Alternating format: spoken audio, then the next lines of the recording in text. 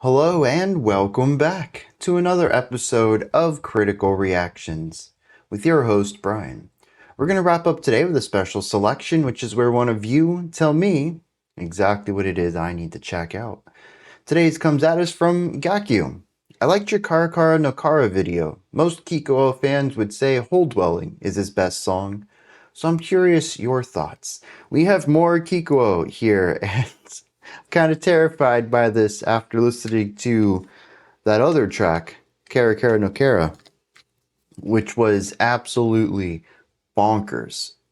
Let's dive into this one though. See what Kikuo is bringing to the table with Hole Dwelling.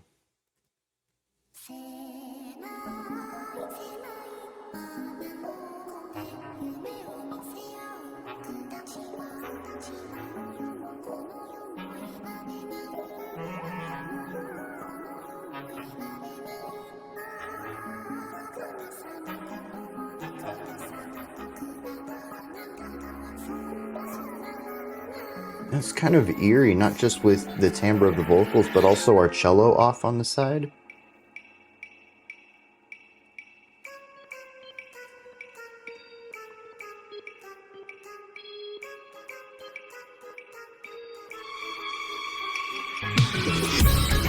Yeah! Okay.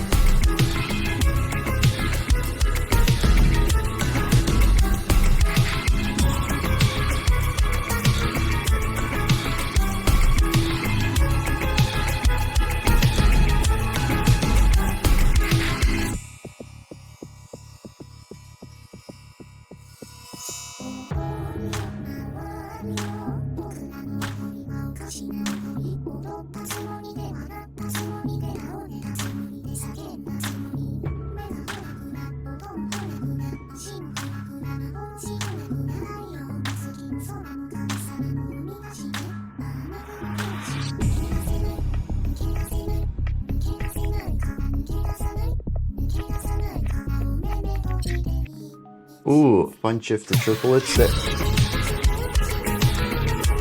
this is such a catchy vibe.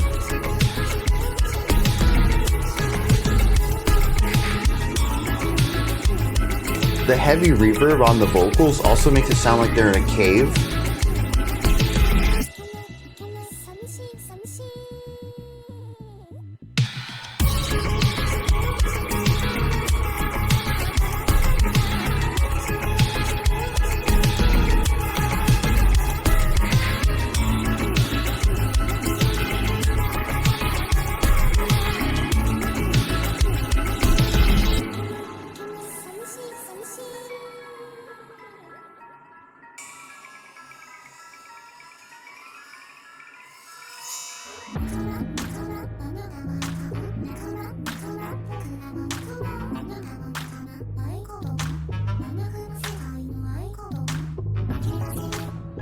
Some cool call and response between the two vocals, some harmonies. It's really interesting. It almost sounds conversational at times.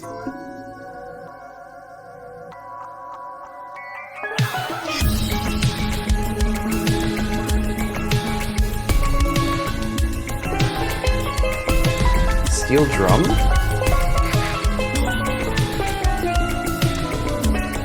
No, that's not a steel drum.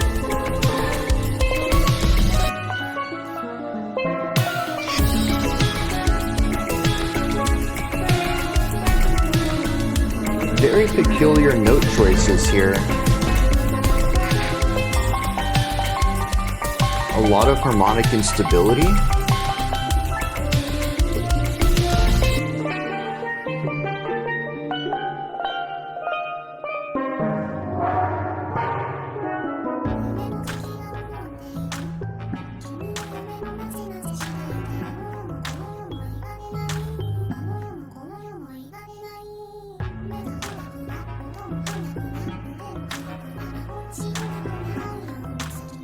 What is this over here? I thought it was an oboe, but when it got louder, I don't know, felt a little too brassy maybe?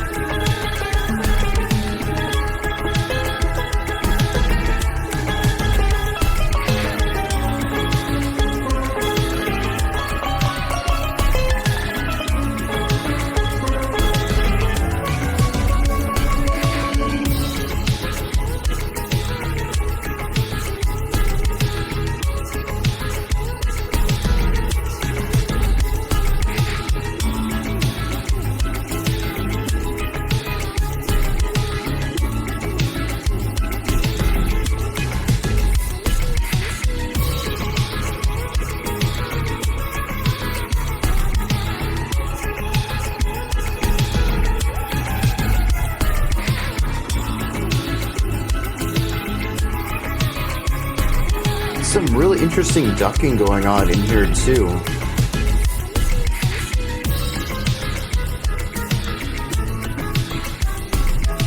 Maybe it's just the heavy panning.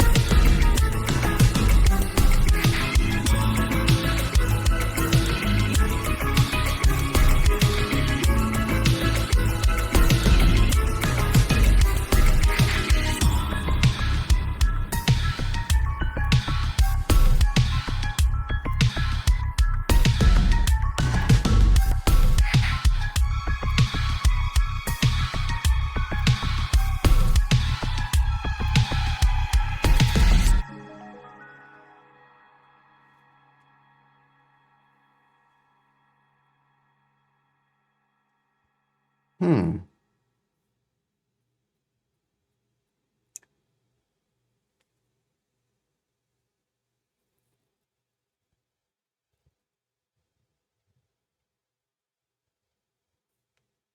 I find it interesting that this would be a favorite song among Kikuo fans, particularly because I don't find it as interesting as Kara Kara no Kara. Granted, I find it a lot more palatable, and that could certainly be what draws a larger audience. This is infinitely more digestible than the other track I listened to from them, but it's just not as interesting to me. And I think a lot of that comes down to the fact that there's really just two main ideas here. There is a quiet section, usually with some vocals on either side, in a conversational production manner where they're kind of taking turns, overlapping at times, but it mostly feels like, because of the hard panning, a conversation happening through song.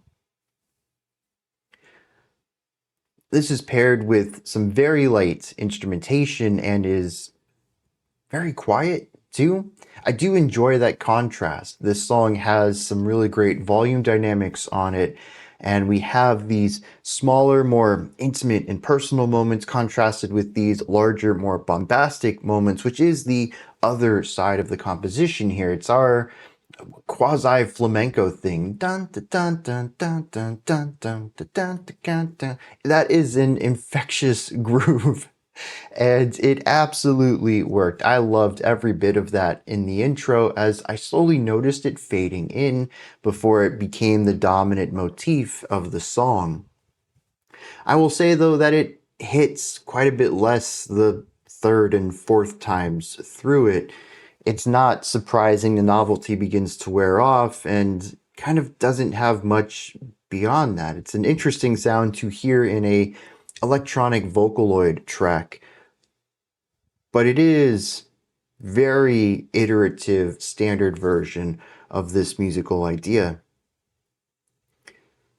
And I kind of wish something had happened to it, maybe introduce some different instruments to play alongside it, harmonize it, put a melody on top of it that is consonant, is harmonic in ways. We did get a melody on top of it at one time, and it was the what I confused for a steel drum, but I'm not really sure what that instrument was after it got louder and I actually got to hear some of its timbre, almost like a steel toy piano type thing.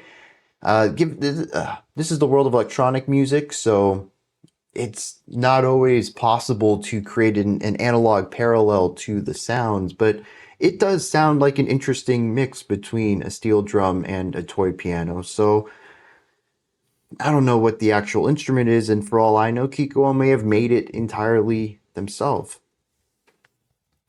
But that instrument that soloed over this motif, the very eclectic, artsy, experimental note choices in there, it is the one moment of the track that I feel is a bit less palatable compared to everything else. But a majority of this song is the quiet to the flamenco, and that's it. You bounce back and forth between the two. It is a rather straightforward track as well, with each of these sections just being 2 to 3 ideas, a rhythmic concept, a harmony, and then a melody. Now, I don't want anyone to walk away from this thinking that I'm trashing the song in any way. It just isn't as compositionally interesting. I mean, when we listened to Kara Kara no Kara and that track ended, I immediately said, hey, I got a lot of like theory terms to talk about here. And I don't have that opportunity here. This song is quite a bit more straightforward, rhythmically, harmonically, theming and motif, melodically. And that doesn't make it worse, but it does make it less interesting to speak on. But I do want to bring up one thing in here. It's particularly focused on during that steel drum piano solo thing, but it does show up in little places elsewhere, and it is this dissonant, tense, unstable harmonic device. It's a section that focuses primarily on notes that clash with the notes being played around it. This is subtly hinted at throughout a lot of this track. It's something that, for the most part, sits within a consonant harmony, positive harmony, where all the notes are working together beautifully. But there are little touches, little dashes, a note here or there, particularly from the vocals, I found more often than not, but sometimes also just a little instrument off on the side, some ornamental idea that feels like it wants to fit in with the general vibe of everything, but it's just kind of doing a little bit their own way. And it's creating some friction with the song, but here it's on full display. And I think it's really interesting to notice this. It's almost like a foreshadowing, little hints like this song is going to get intense. And I think that that also kind of plays into my initial reaction off of this track, is that I felt this foreshadowing. I felt it building up, and it just never turned into something that I was expecting.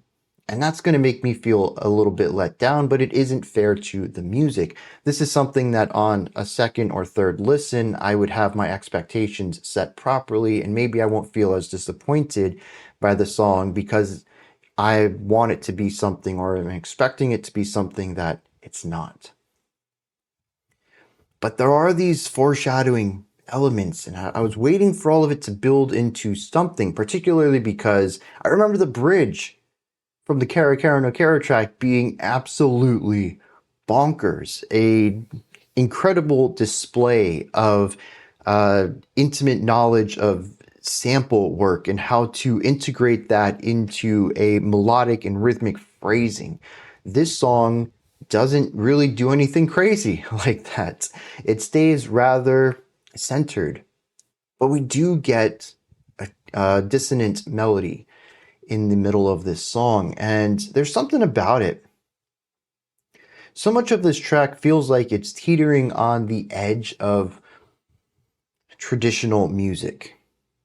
Like I mentioned, it's a rather palatable song, but it's just little bits that feel like it wants to venture into that weirdness that at least I know Kikuo for, but that's literally based off of one song that I've heard from them. But it feels like it wants to push into that. And this is the moment where it goes the most in that direction. This feels tense and anxious, like the walls are closing in around you and you can't do anything to fight back against that. There also isn't a lot of melodic flow to this, at least not using traditional theory to explain it. It's sort of just ventures in a circle, but the circle isn't really complete either. It's not going anywhere, it's not looping on anything, it sort of just is. It is this simultaneous feeling of directionless movement that is going nowhere. It's going somewhere but not going anywhere at all, and it's kind of wild to explain, but it is that impossibility. A feeling of wanting to leave but can't, of spinning your tires and putting so much energy into doing nothing. wall, anxiety, and tension is just building up. But then we just kind of return to the form. We bring back the motif, and then we have some vocals, and then we wrap the song up. So I don't know how to interpret a lot of this. Alongside the dynamic qualities I had mentioned earlier, the vocals are an interesting choice here.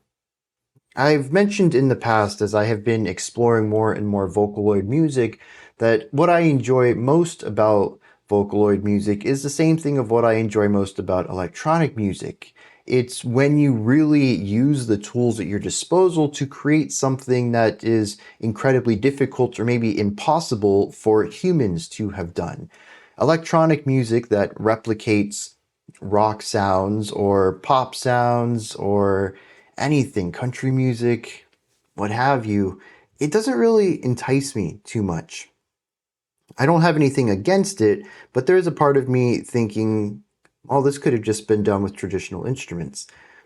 It's really when you push the sounds into weird, bizarre directions, you create instruments that don't exist, or you make rhythms or melodies that are impossible to play just due to sheer speed or technicality. And don't get me wrong, humans are amazing. Sometimes they will take this as a challenge and end up covering these, Vocaloid or electronic songs and saying, look, yeah, it sounded impossible, but it's doable. But, being on the cusp, the very edge of this type of writing is where I enjoy these types of musics. And the vocals here, they don't really work for me. There's something artificial about them that doesn't click because the vocal melodies and lines are pretty straightforward, and the timbres of the vocals aren't really anything that we couldn't do with human vocals.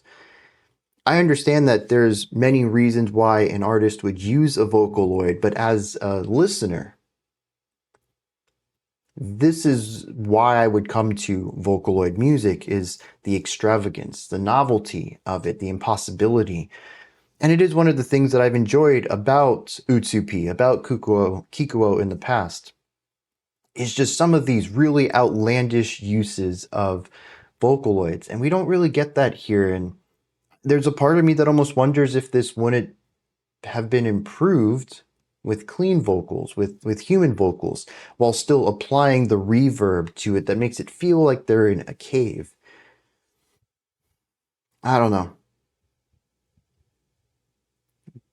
But I do find it interesting that it's being done with Vocaloids, and to me, not using the benefits that Vocaloids have. Now, there could be also something that's a benefit in play that I'm not aware of. I've never used Vocaloid software before, and honestly, I've only been introduced to Vocaloid music, at least in a more analytical lens, this year, and really, that's only in the past few months, too.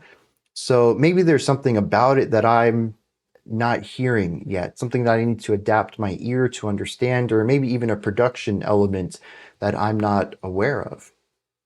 Maybe there is a benefit to it, but at least to me, it doesn't sound like the Vocaloid element is too much of a point of focus on this track.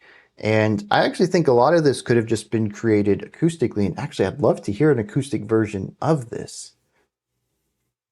I think that would be cool, an acoustic cover of this track, not to replace it or anything, but just as a just to see how it sounds.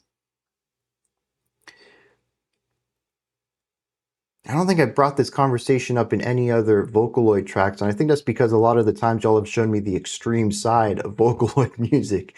And it's interesting, I suppose, from this perspective of just checking out something a bit on the Tamer side. That just happens to use Vocaloids and electronic music, but doesn't necessarily need to. I don't know that I have anything else to add to this, and I don't know that I've said anything profound or educational today. But let's dive into some lyrics and see if any of that changes. Maybe we have something of interest to bring up here. This song appears to use the metaphor of two people trapped inside of a hole to speak about two people who feel lonely in the world. The opening stanza says, "Inside a cramped, narrow hole, the two of us show each other our dreams. We can't be in that world, neither can we be in this world." They don't feel at home in their dreams nor reality. It says, "We dance, we spin around. We thought we were dancing and laughing, and falling over and screaming." I think it's interesting that this could be just the idea of dancing and laughing and falling and howling with laughter, maybe even. But I also think it's interesting to see this descent from dancing and laughing being positive to falling over and screaming, kind of having more of a negative intonation there. Talks about eyes and legs being shaky, that all of this is simply an illusion. Says we can't escape, so we won't escape. Close your eyes. 210. Let's fall into the vortex of this life of hole dwelling. Let's fall and be the best of friends wherever it may take us. You and me forever and always. We're the same. Are we not? It's wrong. So wrong, but we're lonely. So let's fall. And I think this is interesting because working within the surface level read of this, you're in a hole. You can just continue to fall. I think that's a really interesting way to phrase all of this, because when I originally read the title Hole Dwelling, I pictured it as a hole up top, sure, but into a home, a cave, if you will. But the idea of dwelling in a hole, maybe like an endless hole of sorts, is more evocative of a picture than I was expecting based off of my initial read of the title. It's not about two people stuck in a cave. It's about two people continuously in free fall. They say, why not just embrace it? It's not the way it's supposed to be, and we are lonely, but we still have each other, so let's fall together. What I think is interesting is a lot of this is then repeated in the next few stanzas, about not being able to escape and wanting more people here, maybe inviting more lonely people, but ultimately just kind of being the two of them.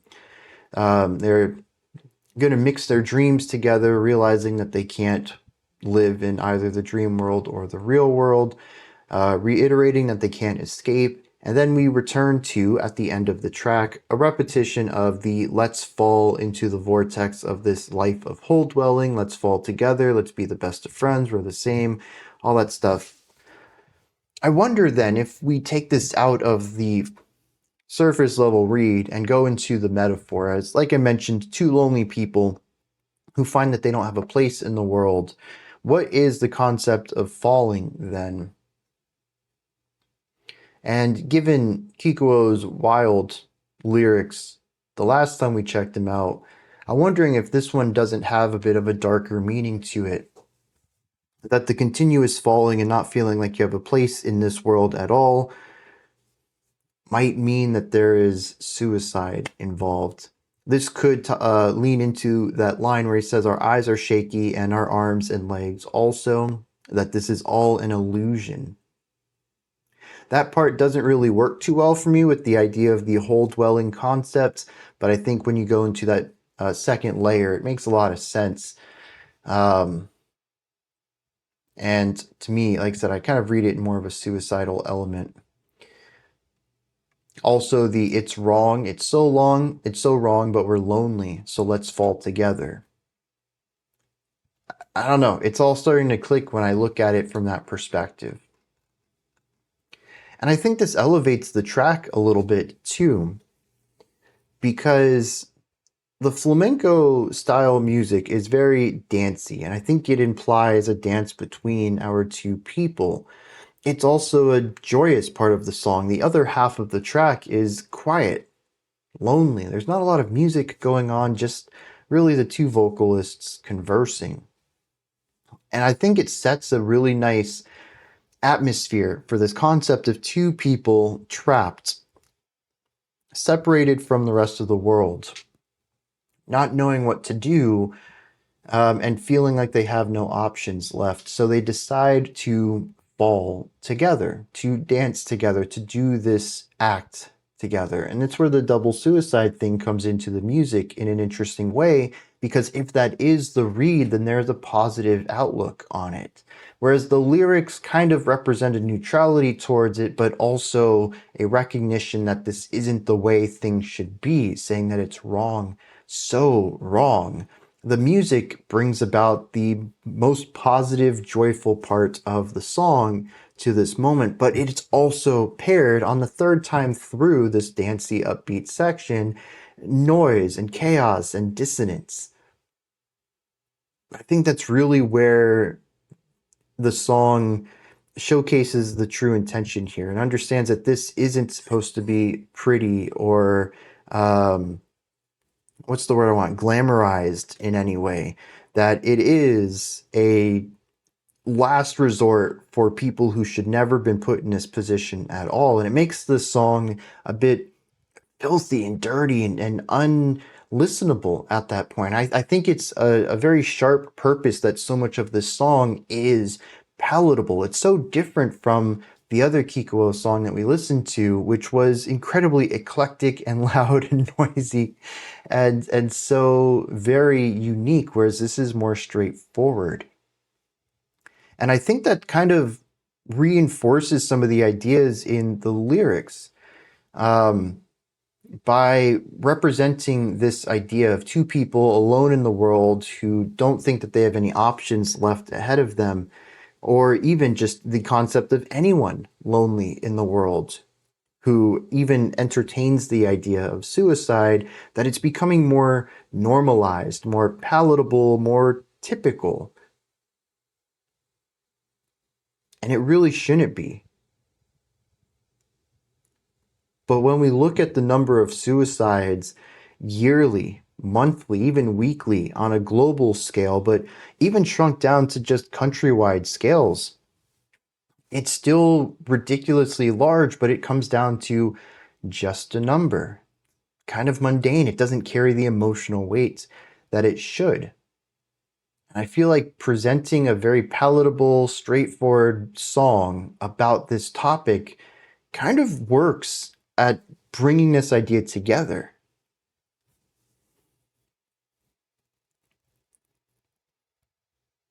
I still don't think it's a song I'm going to come back to,